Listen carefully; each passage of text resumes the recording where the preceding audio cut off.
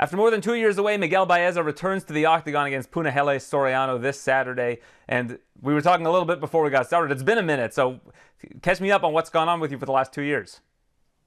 Well, just I've been missing the cage first, but it's just been a lot of setbacks, small ones, but they kind of accumulated, and now it got to this point: injuries, illnesses, and then some just last minute things were happening. So I'm in this position now, but we're back, so I'm happy about that. Once you got to the UFC, you were very active, a lot of fights, and I think there was Yes. a lot of momentum that you had going in, and then of course you had a bit of a losing streak. But I imagine the last couple of years has probably helped you a lot in being able to focus on yourself rather than focus on an opponent. Would you agree? Yeah, 100%. It's a lot. A lot of this has been a learning experience. I was undefeated going into the UFC, 3-0, and I was just thinking about the next fight, and I wanted to fight, and I even had a few cancellations. I would have had more fights if I didn't, have those cancellations, and but this time has kind of been there's a give and take. There's been good things coming from it. Obviously, the bad, like not being able to fight, not being able to do what I want to do, but learning a lot, like you said, focusing on what I need to do in order to get better. So. You said it's been a learning experience. What would you say is your biggest takeaway from this time off? I think you said it best. Is focusing on yourself and not the competition. Like winners focus on winning. Losers focus on other people. So I've just been trying to focus on myself, making sure my body's right, mentally I'm better, and learning to love what I do again. And during that losing streak, can you pinpoint what you think exactly went wrong? I mean, obviously it's fight by fight, but is there anything that you can point to and say, this is something that had I corrected it earlier, wouldn't have come up? Just I made the mistake of kind of taking my body for granted in a sense. I thought if I wanted to achieve more, I just needed to work harder, and I got to the point where I ended up kind of shooting myself in the foot. And I put myself in a bad place for that first loss, and then it only compounded more. And when I was speaking about that illness, and it came up again, and it just was never a good time for me to bounce back. What illness were you suffering from?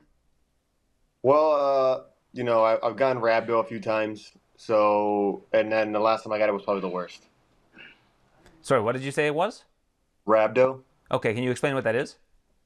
It's kind of like a break of a protein into your kidneys and stuff like that, and it just I didn't know how severe it was until later on afterwards, where like my coaches and my conditioning coaches, my dietitian were telling me I need to take that more seriously, so I did.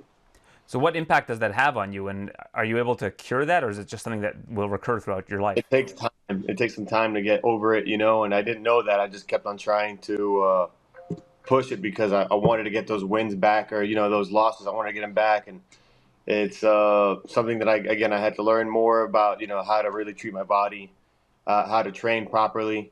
That was a big thing I needed to learn, and I just needed the time to basically recover from what I did to it. What I did to my body. And now that I have the right team, and well, my team's always been the right team. It's just now that I'm listening to them more. It was on me. I didn't listen to them, and then it got me to that point. And how long have you had a clean bill of health for, where that hasn't been recurring? Well, that's it took a while to get over that, but then I ended up having to pull. I pulled both my hamstrings, and then that became an issue, and then yeah. So I would say the last couple months I've finally been able to say I feel good. So what's your mindset going into this fight? Because it seems like you've got to be pretty hungry, given all of these setbacks, and now that they're all out of the way, I imagine Yeah. that we're going to see a new Miguel Baeza. Yeah, literally and figuratively. What I mean? We're cutting away. They got me the meals here at the UFC Pies, like eggs and But yeah, this is what I do. This is all I do. So for me not to fight, it didn't seem. I don't know. It was like being lost. So being back here, I'm just grateful to be back here again, and the UFC sticking by my side. So I can't wait to get in there. What about you as a fighter do you think has grown the most in the last 2 years? What are we going to see on Saturday that perhaps we haven't seen before? I guess just what's grown the most in the past 2 years. I feel like what's grown the most maybe is more the mentality part of it. Learning being not just like working the physical, but working on the mental part. And I'm realizing now most of this game. It's not even, 50-50. It's mostly mental, and I've been working on that a lot. I saw you also had a grappling match at some point in the last 2 years, so walk me through that experience. Yeah. So again, I'd been feeling good. Like it'd been about a month or two, and I was like, yo, let me get some competition in, and we were reaching out to the UFC, and they were looking for a fight for me. And some time had gone by, and I was like, look, I'm getting that itch. Let's get in there. And I was able to. A friend of mine, Charlie Radke, was on the card with me.